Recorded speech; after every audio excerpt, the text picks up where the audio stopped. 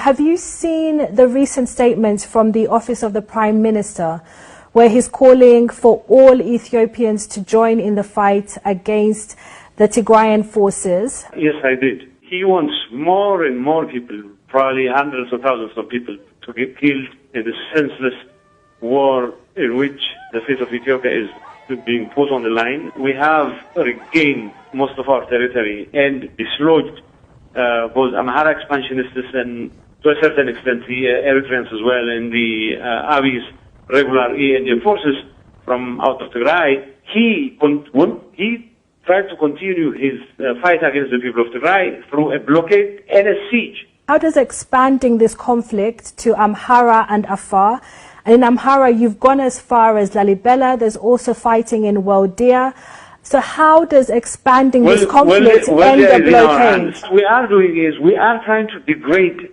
enemy fighting capabilities.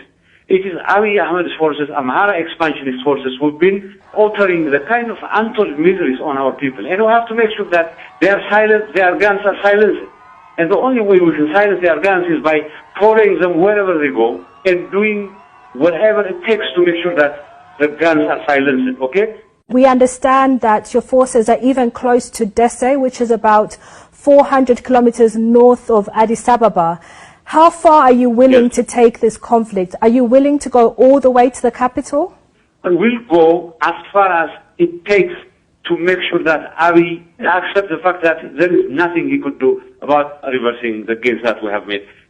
It's all about ensuring the safety and security of our people. We'll do whatever it takes. Would that include removing Prime Minister Abiy Ahmed from office, changing the government? Honestly, this is not part of our plan, but I would tell people again and again, if Abiy is removed from office in the process of our forces advancing to wherever they have to advance to achieve their objectives, that would be the icing on the cake. Ethiopia would be better off without Abiy.